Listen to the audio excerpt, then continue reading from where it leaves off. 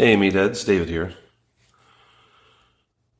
This week, before we get started talking about our next set of tools for a manager's toolbox, personal improvement plans, individual development plans, one-on-ones, and smart planning, I kind of wanted to reflect on a current event. I've got a couple of cutters that I work with that between the two of them have 65 or 70 years of experience as butchers, and they're both retiring, which is really incredible, and I'm very excited for them. But it's got me to thinking about all the old timers and seasoned vets that I've worked with over the years, and how much I appreciate them, and how much I didn't tell them that I appreciated them at the time. And I think about a job that I worked a few years ago. My very first day on the job, I worked down to the kill floor and walked up to this fella. He was in his early 70s, and I introduced myself, and he said, "I don't give a shit what your name is. You're not going to be here long enough for me to remember anyways." Good cutting enhances the quality of good meat. Poor cutting results in an inferior piece of meat, regardless of quality. Well, that wasn't true. I ended up staying quite a while and ended up managing the place. And he and I ended up getting really close and being great friends and coworkers. I don't know. I think he was 72 years old, and the guy worked like an absolute animal. We're all accustomed to getting hazed in one way or another, and I certainly don't advocate hazing. But it happens, and it oftentimes happens for the most experienced people, the people that you really want to become at least friends with, or work friends, I guess. The people that you really desperately want respect from over time and want to earn it, The place I worked once, there was this fella, he was from Mexico, spoke really good English, excellent butcher, but this guy hated me from the second I walked in the door. And granted, there had been a lot of things going on at that plant before that kind of set me up, but I was younger than him by 30, 35 years. I got brought in a supervisory position. I didn't know how to break the way they did. I didn't know how, to fabricate in the manner that they did. I had a lot to learn. And this guy, just like every chance he took, every chance he got, he would kind of call into question my experience or my abilities, So, for instance, we had a guy on the kill floor that wasn't getting good sticks. And so he'd be getting up into the first and second rib. It'd be terrible blood clots in there. So he'd get the full brisket in front of him on the cutting table, and he'd throw it down, slam it down in front of me and say, "I thought you had experience, man. I thought you were supposed to be a manager. You don't know nothing." And man, that really rattled me, I think. It really got under my skin and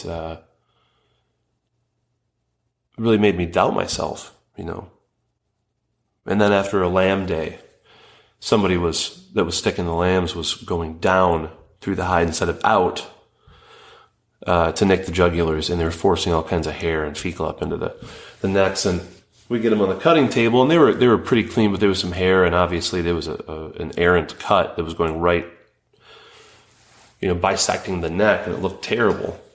I had to trim the hell out of it to put it in commerce, and he'd, throw the neck at me and hit me in the chest. And say, "I thought you had experience, man. I thought that you were the manager. You don't know nothing." And this would just go on and on and on. And every time I would have to leave the room to go to a meeting or answer a call,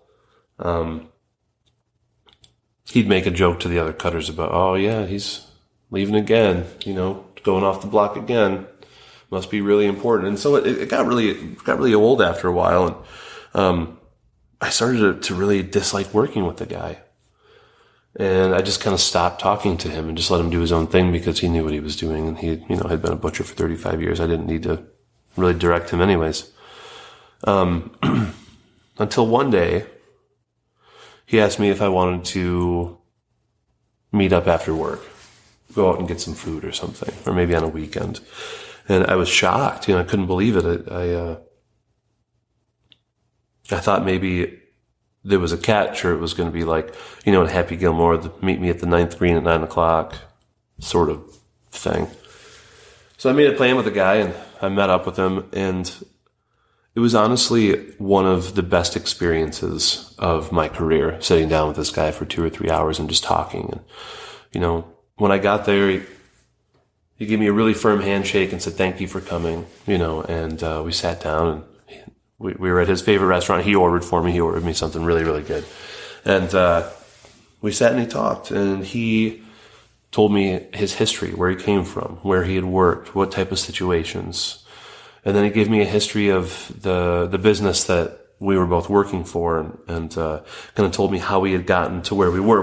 We had a lot of adjustments to make and had a lot of corrections to make in order to get on track. It was kind of a project company at the time. And he gave me the history of the company, the history of the personnel, told me, what I needed, or what maybe I should address, and gave me really constructive, thoughtful, neutral criticism and advice, and told me that he totally supported me and that he was just hard on me because he wanted to kind of make an example out of me in front of the other workers to try to light a fire under them. And I totally got that at that point. And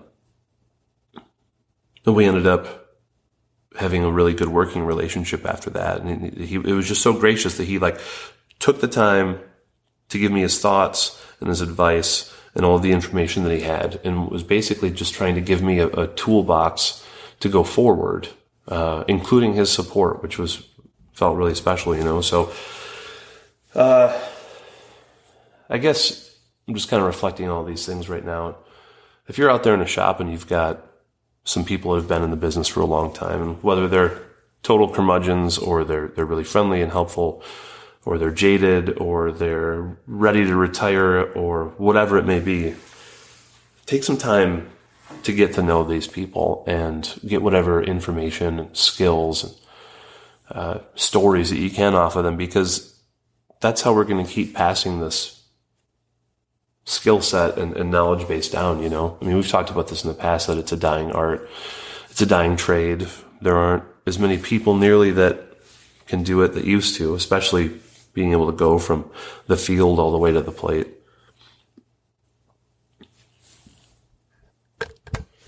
Do what you can to ask them for information and for their opinions, and watch them.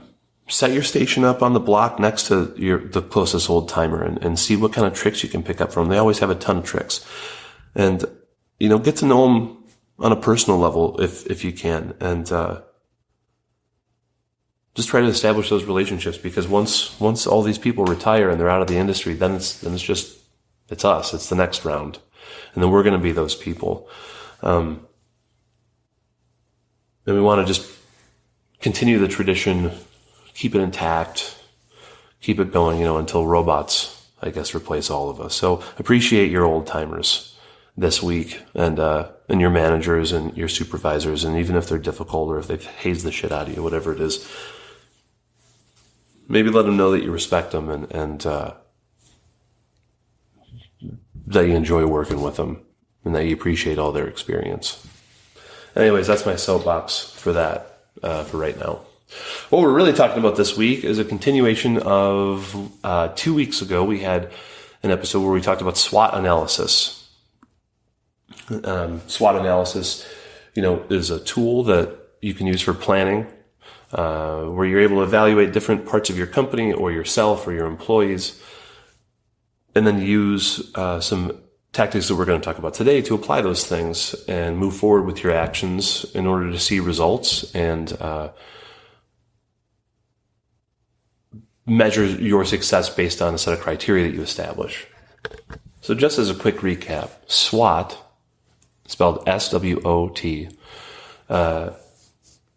is an abbreviation for a type of tool that allows you to evaluate, like I said, your business, an individual, or some goals, or anything like that. You basically, set up 4 different tables, and each one represents a different part of SWOT. So the S stands for strengths,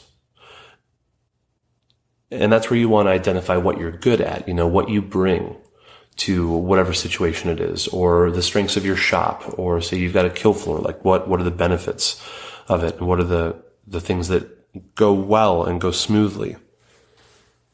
The W stands for weaknesses. Obviously, your weaknesses are what you're not good at, what you need to improve, some things that have been detrimental to you in the past. And weaknesses aren't necessarily what you're bad at, it's just where you lack strength. That's one thing to keep in mind.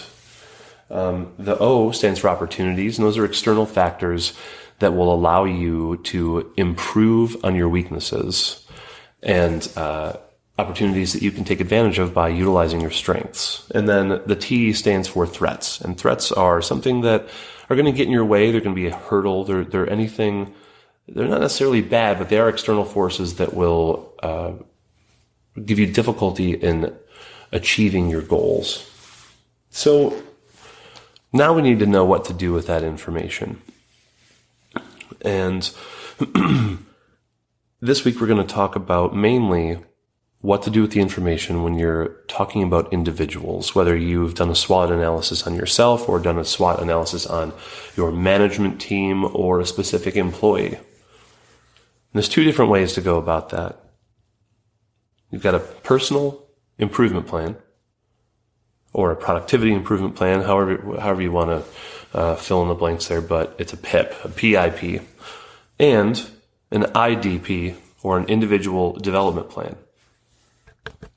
These 2 things are pretty similar in a lot of ways, but they're also very different. So a PIP, or a PIP, is often seen as a disciplinary action. When someone has done something wrong, you put them on a plan to change, to change their behavior for the future in order to make them a more productive member of your team.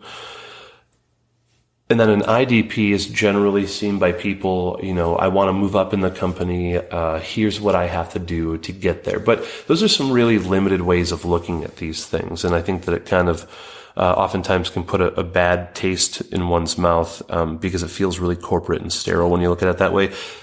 These things, these tools, you may be saying to yourself, I'm never going to use these things. I'm a butcher. I'm a meat cutter. I don't deal with paperwork. I don't do HR stuff. This is too personnel related. This is all silly. Just go to work and put your head down and work. I totally get that. And I agree to an extent that is what we do as meat cutters and butchers. That being said, it's a fast-paced market. And technology is changing all of the time. People's trends and eating habits are changing all the time. There's a lot of things that become threats to our job. And I do believe that even if you use a loose version of these plans, it can kind of take the stress out of your mind, because I know that when I'm constantly running around all day thinking like, I've got to get better at this, I got to get better at this, I got to develop this, this needs to change, this system needs to change, the packing station is just a total mess, the flow of the room is wrong. I've got all of these things rattling around in my brain and taking up space in my notebook. Sometimes if you can break these things down on paper into bite-sized chunks using organized methods like a PIP or an IDP, you can oftentimes take that oscillation of stress out of your brain and make space for other things. Maybe, your personal life, or downtime, or just day-to-day communications, or maybe focusing on your own craft instead of worrying about what all of your management projects are. So you've done a SWOT analysis on, let's say, one of your employees, whether you're in a cut shop, kill floor, maintenance team, kitchen, what have you. This can work. So you've done your SWOT analysis on one of your employees, and you see that their strengths are pretty sparse and their weaknesses are really numerous. And you've got some specific instances where somebody did something that was counterproductive to your goals, your production goals, right? So maybe it's someone is taking too much time on one station, or maybe you've got someone on your team that's responsible for final trim, and they've missed some fecal a couple of times, and you've failed your zero tolerance CCP for the USDA, something like that. It's not a bad idea to put this person on a PIP, and it's not a form of discipline. Remember, it's a part of a coaching strategy. And why is that? Why is it different? And the reason why is because we're not going to be focusing on the past. You can't change the past. We're just going to focus on the future and how this employee's behaviors can improve or get dialed in order to get the results that you need from them. As a quick aside, I don't really believe that punishment works all that well. I think that punishing employees, and that could be anything from like demotion, or maybe verbal warnings, or negative feedback, like excessive negative feedback, raising your voice, shaming, any sort of like emotionally charged feedback. I just don't think that they work, because I think that while I know that slaughterhouses and meat shops are traditionally like bootstrap type places where like, put up or shut up, shape up or ship out, I totally understand that. But I find that punishment just affects people differently than it used to. We've got a different kind of worker in the world today. Some people blame it on, millennials or whatever, but the fact of the matter is we've got a different worker out there. And I find that when you punish people, what really happens is you end up having people who avoid getting punished in the future. So people may commit the same behaviors that are counterproductive, but they're just going to get more creative and clever finding ways to hide it from you.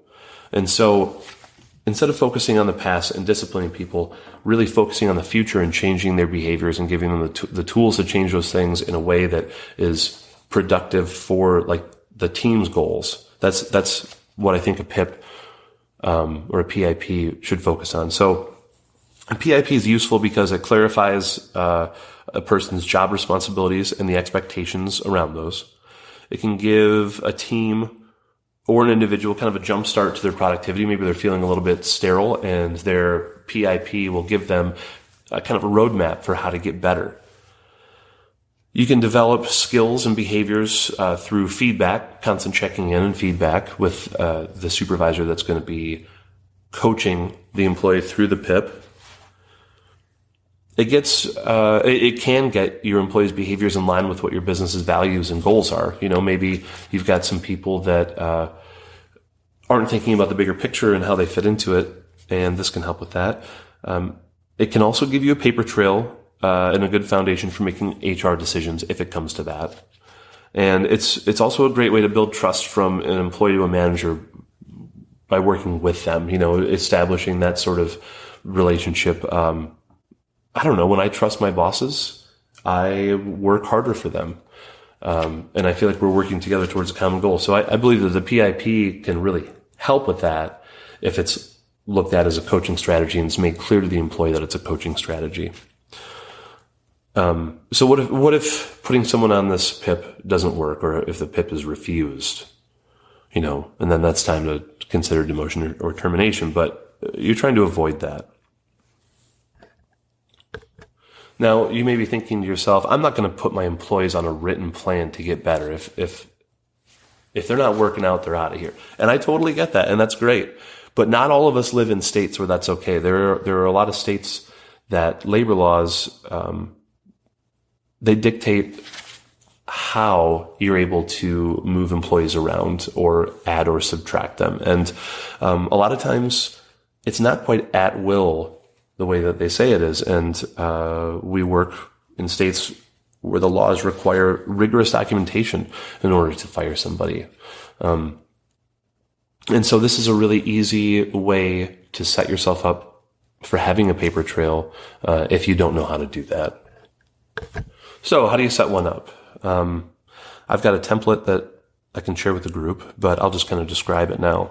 So really, you want to be as specific as possible when documenting an employee's behaviors that have been counterproductive in the past or the things that you want them to work on. So the first thing that I like to do is at the top of the PIP actual document, I like to have a little explanation of what it is. And, I'd say something like, the PIP is an opportunity to coach an employee so that their behaviors and work are meeting expectations. And it's a great way to, I might say something about this is a good opportunity to work closer with your manager or direct supervisor and to set an action plan going forward. So I just kind of make some different boxes. And one of the boxes, the first one on this sheet, is where you want to list the performance issues of this employee. So any of the behaviors in the past that have not worked, or any performance issues that they have. So you want to be as specific as possible. I may list, on this day, so-and-so did this, and it was counterproductive because so-and-so has a habit of being late. On these days, this was noticed. So you really want to be very, very clear, but you want it to be factual and not personal. So I believe that so-and-so doesn't like this group of people, or so-and-so isn't fast enough and should be doing, you want everything to be as specific as possible. When Johnny is on the station taking heads off of a beef, he is oftentimes in excess of 6 minutes doing this particular task. We're not going to list what you expect because that's the next box. So just be really specific. The next box is level of work performance, or setting expectations for the employee, right? So however you want to word that, expected behaviors, acceptable outcomes, things like that. So here you want to be very specific. If in the first box I said that Johnny took in excess of 6 minutes to remove a beef head and has not been getting faster, in this box where you define the work performance expectations, you would list, I'd like Johnny to be able to get the heads off of the beef in less, skinned and removed in less than 80 seconds. You set clear expectations for the employee's behavior. If in the first box, Susan's between 5 and 10 minutes late every day, or 3 out of 5 days of the week, the established expectation for Susan going forward is going to be that she clocks in on time 5 days a week. Now in the next box, you're going to list, I like to call it the one-on-one box. But what it is you're going to list specific times when your employee and their supervisor, whether that's you or, the person directly below you, you're going to define when they're going to meet to talk about these things, right? So you have to have feedback. You have to have metrics that let this person know that they're succeeding or not succeeding. And so you're going to set something on your calendar, once a week or once a month, whatever you deem appropriate. I think once every couple weeks is a good way. It's not too soon where you feel like you're micromanaging, but it's not too far away from the next one, not too far out so that we're forgetting things, So you want to check in as often as you feel necessary. And so in this box, the one-on-one box, you are going to define the specific meeting times, the places, with which supervisor and how often. The next box, I like to give a timeline. And so you really want this to be spelled out for how long it's going to take to do this. You might want to give Johnny, say, 4 weeks to get this head situation figured out. Maybe Susan being late every single week is really throwing off your kill schedule. Maybe she's the knocker and she is late every day, and so you're getting a late start and it sets the whole day up for failure. Maybe you need that to happen within 7 days. You can define the timeline that it's going to take to improve this behavior.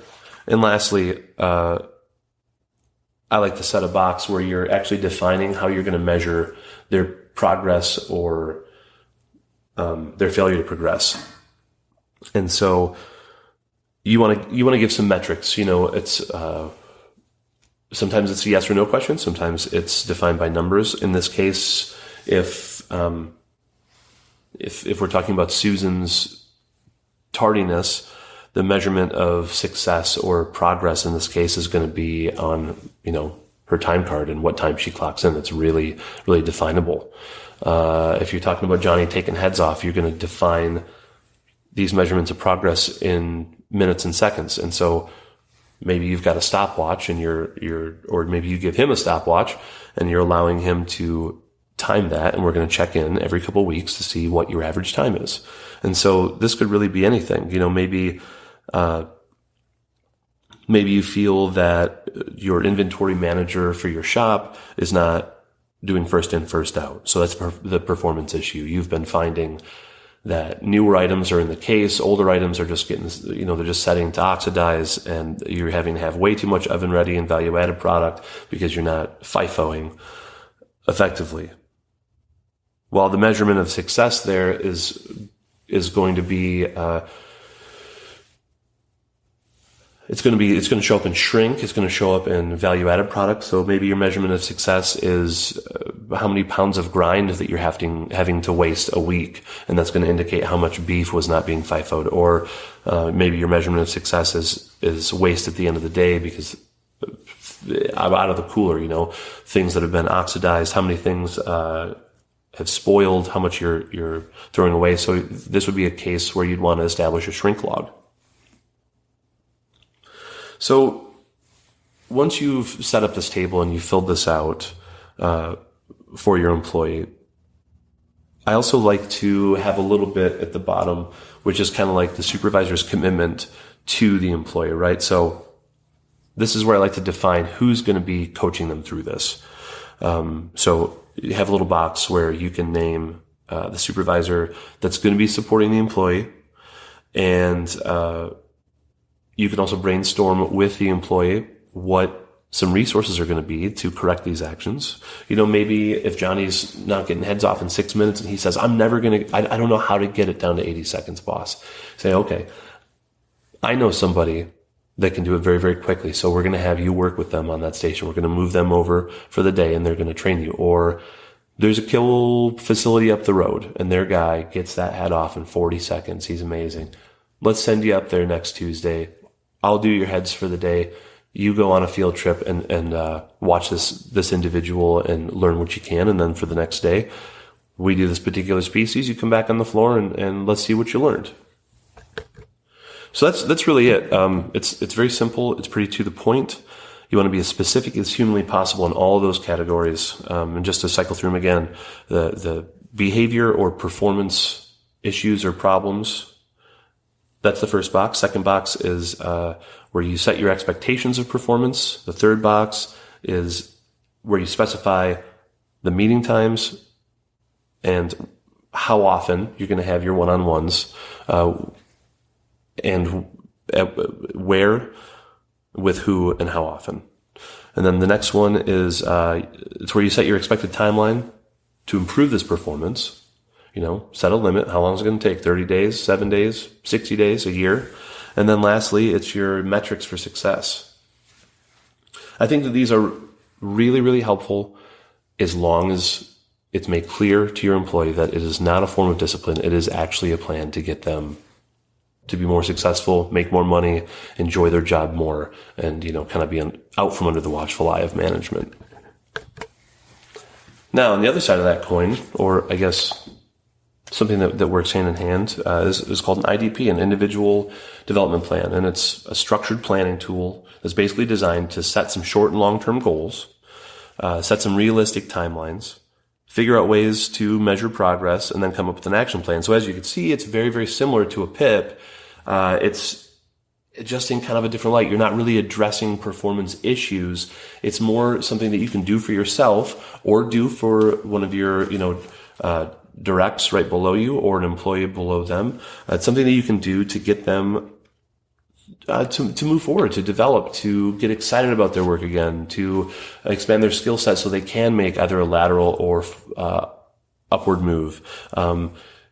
It's very, maybe you're doing it for yourself. You're putting yourself into an IDP, and it's because you have a job that you want and you know that you're not quite at that level yet. What do you have to do to get there? For instance, maybe you're a shop manager, and you're the lead cutter, but you'd like to be the regional meat buyer or the regional meat director, or perhaps you're on the kill floor and you've worked, 7 out of 10 stations. You feel like you've got the most experience out of anybody and you really want to be the kill floor manager. We all kind of know what we have to do, but instead of waiting until it's your turn to be the next one up, if you can start on having your own individual development plan, even if it's just kept with yourself, you can kind of get yourself into a position where you're definitely ready when that position opens.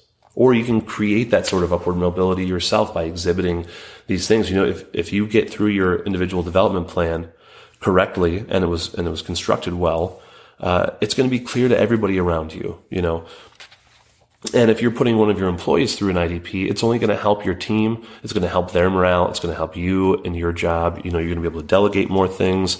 You're going to be, creating a culture of achievement within your group, which is really what you're after, rather than a culture of being stagnant, complacency, things of that nature.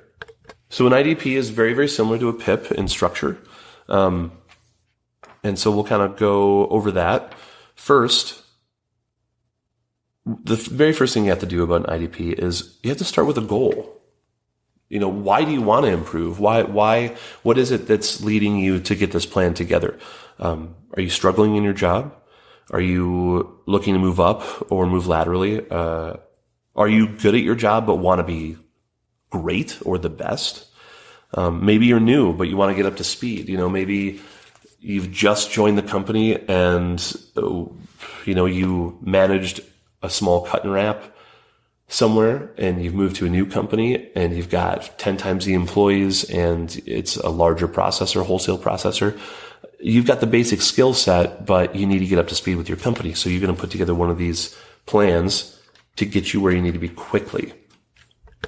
Some questions that you may be asking if you're considering an IDP would be like, what do I love about my job? What motivates me? What am I lacking? What does the organization need? What am I great at? What do I want to be better at? Ultimately, if it's for you, you should drive the plan. If it's for an employee, your employee should drive the plan itself. This is up to them. This is not you telling them what they need to improve. This is finding out what it is that they feel that they need to improve, based on their wants and their desires within the industry. And then you can coach them through that process by helping them gather feedback, by identifying their focuses and selecting ways to complete their goals. So you've got your goal. You know what you want to improve. The next thing that you want to do when you're writing a plan is you want to identify your strengths, your skills, and your resources from SWOT. So you're going to go back to your initial SWOT analysis and take a look at all of your categories and kind of bring those to the forefront. What are my strengths? What are my weaknesses? And then your third step to writing an IDP are identifying your opportunities or development actions. So we're talking about classes, getting a second job, reaching out to peers, reading books. So how do we get this this individual development plan together? You kind of set it up as a list or a table. Basically, what you want to identify are your long-term goals, your short-term goals, right? And then you'll go down and you'll list your goals, and they'll each get a box, and they'll be on the left-hand side of your table. We'll just do some examples. So on your left-hand side, you're going to have goals. Your next box next to it is going to be your objective. And that basically states how you are going to achieve this goal and what you're going to do it. The next box is resources required. Is this going to take time, money, personnel, anything like that? And you want to list those. Your next box is going to be your measurement for success. And that's going to be kind of like in the PIP, whether it's going to be a yes or no question. Did I do this? Did I not do this? It may be numbers. How long is it taking me to do this? What percentage off am I on my inventory levels? Things like that. And lastly, you want to have a target date. So here's an example. This is going to be for a new manager. This is someone who has recently been bumped up into management, maybe wasn't quite ready, has some holes in their skills, but they are the longest standing employee. They've got the respect of the crew. They've got great skills. Now you just need to develop their manager skills. So, you'd say, what's your long-term goal? And this person would say, let's say their long-term goal is to be the plant manager, the general plant manager. Okay, great. What's your short-term goal? And my short-term goals are to improve communication, to improve team morale, to work on my time management, and to be the best at every station on the floor. Okay, great. So the first goal of those was to improve communication. We write that in our goal box. Go right next door to the right to the objective box. And you'd say, okay, so the goal is to improve communication skills. The objective is to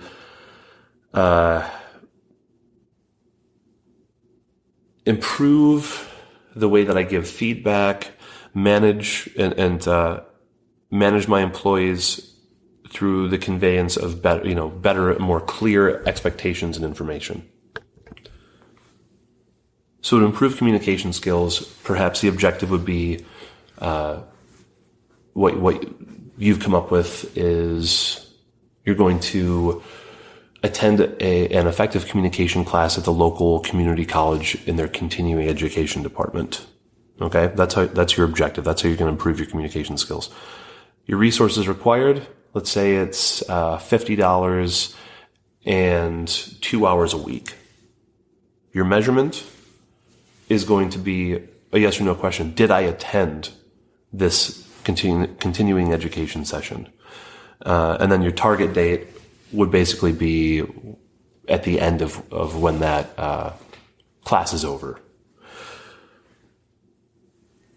Let's go to another goal. Improve time management skills.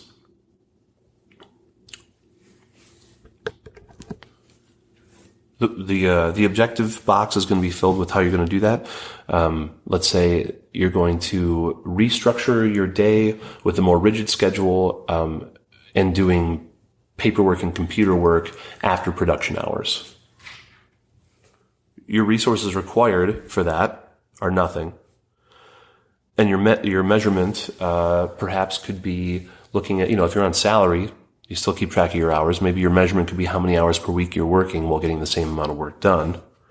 And your target date, let's say you want to get it done by, within the first 6 months of the year. So you could say Q2 or the second quarter. You could check in and have this be improved in 2 quarters from now. Lastly, let's say the goal was to have the best knife skills on the whole floor. Well, how would you do that? Well, your objective or how you're going to do that would be to potentially seek some outside resources. So maybe you've got an opportunity with a local farm killer that you happen to know has the best knife in the county, is incredibly fast, incredibly efficient. Maybe you can get a hold of this person and say, hey, can I work with you on Saturdays and Sundays? Reaching out to your peers that have better skills than you, asking if you can work with them, next to them. Perhaps in the objective category, you say that you're going to create a competition-based relationship with everyone on the floor at their different stations and spend a couple of weeks with them each and rotate, Your resources required in that case are basically just going to be time. Do you have the time to devote to these things? Your measurement is going to be probably time metrics, or getting some feedback from your QC or your final rail and say, hey, every time this comes from your station, it's clean or it's not clean. Checking in with the people around you just to kind of get some peer reviews. And then, of course, your target date, how long until you want to see this. So as you can see, that the individual development plan is very similar to a PIP. It's just kind of different intents. One, again, is addressing some behaviors that need to be corrected. And the other is a plan that's set to take you to the next level, whether it's because you're looking for a promotion or you just want to better yourself or expand your skill set. Next time we visit the Manager's Toolbox, we're going to talk about SMART planning, which is another abbreviation, SMART. That stands for specific, measurable, actionable, relevant, and time-bound. So we'll talk about how to take these plans, the IDPs and the PIPs, put them through the SMART goal-setting model to try to fine-tune them and give you the tools to actually succeed with your goals. So the plans kind of outline, how we're going to do it, or what we're going to do. And the SMART planning will set us up for success, breaking down our goals, making sure that they're fine-tuned and achievable. And we'll also talk about giving feedback to employees and the use of one-on-ones and how helpful they are. So if anybody's interested in the templates for these different tables, I think we're going to try to post those on the Instagram or the Facebook group. And if you have any questions about these things or suggestions on how to better convey these ideas, drop me a line at a farm butcher, or drop Travis a line at American Butcher on Instagram. We've also got the Meatblock Podcast at gmail.com. And we also have a Facebook group where you can get a hold of us. So, let's share some management techniques and see if we can't, come up with some new ideas that we can all share together and keep our trade going through better management and building relationships with our employees. Last but not least, if you want to give us any feedback or if you want to help the show out, the best way to support us is to go on to iTunes and leave us a review. 5 stars is obviously the most helpful, but the words and the feedback are really, really helpful for us too. And we're hoping that the show is still around next year we're planning the show is still going to be around next year when the WBC, the World Butcher Challenge, comes to America. And we hope to be there covering it. Travis will be there competing in it. So, support us by leaving a review and support them by kind of checking out their page and the Butcher Guild of America and what they've got going on in the next year. Check that out too. I know they've got some pretty cool swag. They've got some sharp hats that you can get that have got a cleaver and a scimitar and say the Butchers Guild of America. So anyways, until next time, keep your knives sharp and live in the margin.